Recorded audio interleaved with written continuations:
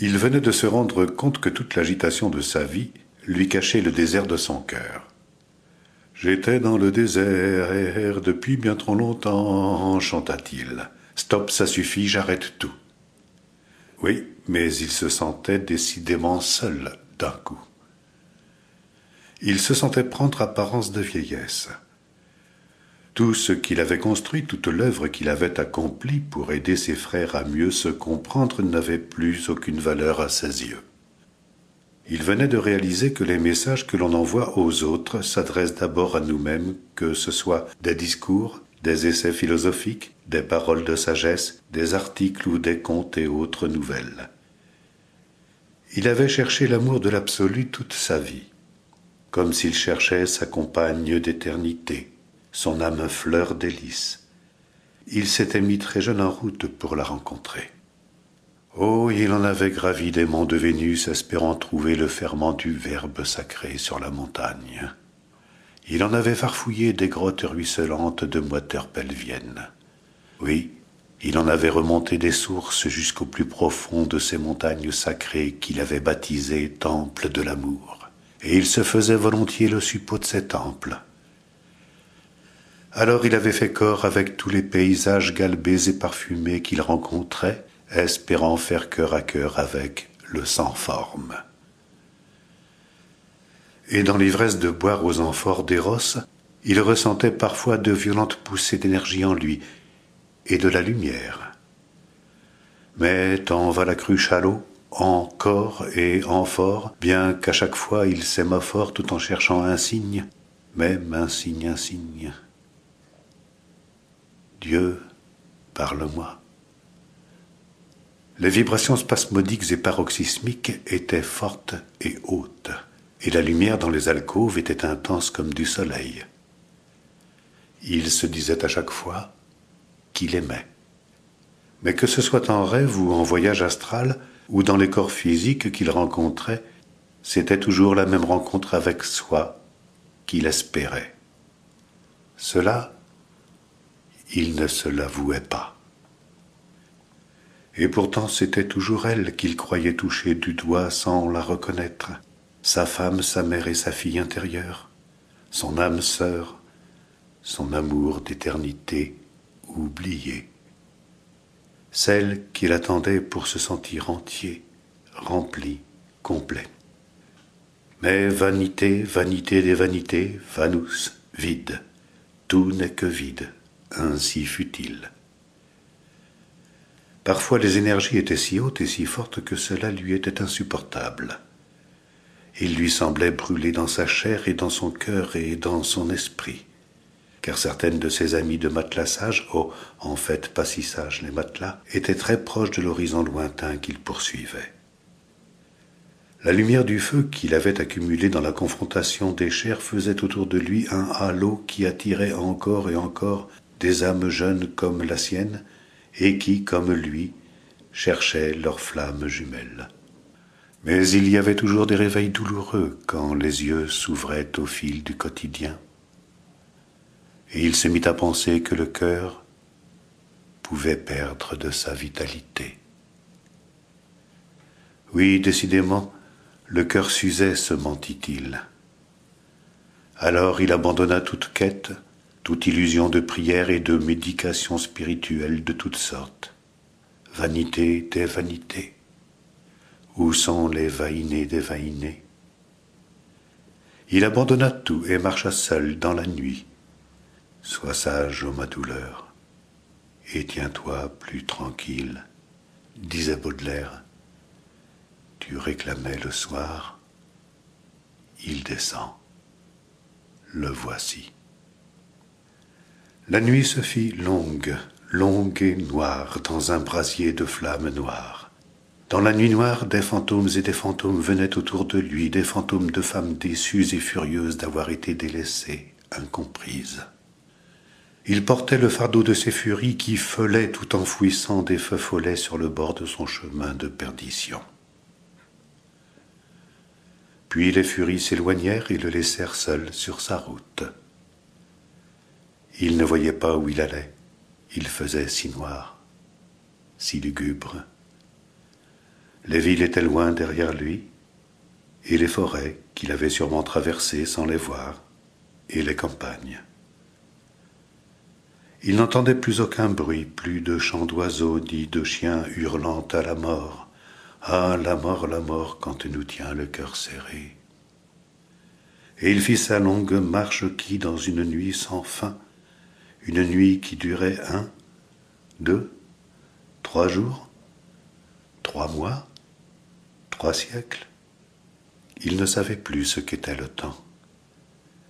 Il se sentait seul et vide, vide et sans amour. La nuit s'estompa et laissa place à une brume laiteuse. Il était arrivé au bout du chemin. Le jour s'élevait enfin. Il était arrivé dans un désert, non pas un désert de sable, mais un désert de pierres et de cailloux. De la roche partout, devant lui, derrière lui, tout autour de lui, de la roche, du minéral, rien que du minéral. Pas un brin d'herbe, pas un arbre, pas un animal, rien que le minéral et lui. Alors il éprouva une très grande solitude, encore plus grande que la solitude dans laquelle il s'était mis en route. Et il éprouva une grande désespérance, une langueur d'éternité. Il gravit une petite montagne de pierres. Il regarda tout autour de l'horizon, et il ne voyait que de la pierre, qu'un immense désert de pierres et de cailloux. Il ressentait une totale absence de vie et un silence qui vampirisait ses réserves vitales. C'était comme s'il était arrivé en enfer, mais un enfer froid, un enfer sans feu. Et il s'abandonna au désespoir. Il versa quelques larmes et les larmes se firent torrent, et le torrent se fit océan. Et les sanglots le secouèrent en spasmes chaotiques, et cela dura. Il ne savait pas à qui il s'adressait, mais il criait seul dans ce désert de pierre. Je regrette, pardon. Personne ne répondait. Personne ne pourrait lui répondre tant qu'il occuperait l'espace du silence qui lui était offert. Il se calma et s'habitua à ce désert froid et silencieux. La vibration qui émanait des pierres était une vibration lente. Comme elles étaient loin les hautes fréquences vibratoires qu'il avait connues dans les ébats d'amour ou d'exaltation mystique quelquefois. Là, tout n'était que lenteur, c'était presque l'immobilité du temps. Il pensa qu'il entrait dans une mort éternelle. Il se tut, acceptant de rester là où les guides l'avaient envoyé. Ce désert serait-il donc sa prison sans barreaux? Était-ce vraiment une de ces prisons qu'on disait réservées à ceux qui n'avaient pas mérité l'ascension, comme lui qui n'avait pas su oser rester un malfrat malphrasé? Sa pensée nostalgique lui revint. Où était-elle? Où était-elle, sa femme divine, son Eurydice? Et dans le silence, une voix se fit entendre, douce et jeune comme une chair tendre. « Coucou, Fred, je suis là. » Il pensait qu'il délirait. Toute sa vie, il n'aurait donc fait que délirer et croire qu'il mériterait la vérité dont il parlait. Non, Fred, tu ne délires pas. Je suis là, vraiment. Cette voix, il l'entendait dans sa tête, sûrement. C'était encore une imagination de son mental, une dernière attaque de son ego pour le rendre définitivement fou. Et la voix continuait, patiente et confiante. « Coucou, Fred, je suis là. Je suis là. Je ne suis pas dans ta tête. Regarde autour de toi. je suis là. Autour de lui, ce n'était que des pierres, et sur ces pierres, aucune église ne pourrait être bâtie. Peut-on prêcher dans le désert? Le froid grisaillait encore davantage son cœur. Tout n'était que grisaille en lui et autour de lui. La grisaille, pas tout à fait. Il lui sembla que les pierres avaient changé de couleur. Les pierres devenaient transparentes. Et toute cette grisaille, devenue transparence de cristal, miroita doucement de la lumière. C'était une lumière blanche, douce, tendre, d'une parfaite pureté qui embrouillardait d'espérance le lieu. Et tous les cristaux, car maintenant les pierres et les cailloux étaient devenus cristal de diamant, tous les cristaux chuchotaient avec tendresse. Oui, Fred, je suis là.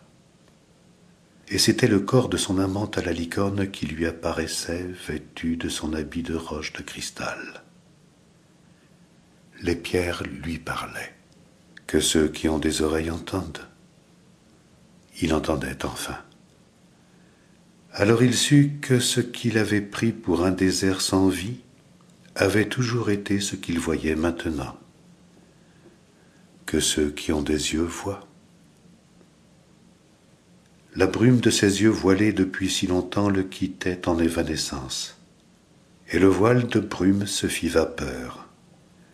Et dans un sursaut d'humour, il ajouta « vapeur et sans reproche », car il avait compris. L'amour de Dieu, l'amour de la source, est comme le minéral, tranquille. Et ce qu'il voyait maintenant, c'était la sainteté même, la tranquille émanation d'un amour certain et sans péché possible. Un amour calme, serein et sans besoin. Un amour absolu qui abonde, qui se complète éternellement de soi-même en se donnant. C'était la paix, c'était la source. Et il connut alors que la source était en lui depuis toujours. Il n'avait pas besoin de chercher à gagner la sainteté. Elle ne l'a jamais quitté. Et il comprit que le cœur ne peut pas s'user. On ne voit dehors que les pensées que nous faisons vivre dans notre esprit. Alors il accepta la douce voix. « Bonjour Fred, je suis là. J'ai toujours été là. » Et il répondit, « Je suis là, avec toi, mon aimé. Je me souviens, je suis là, avec toi, de toujours. »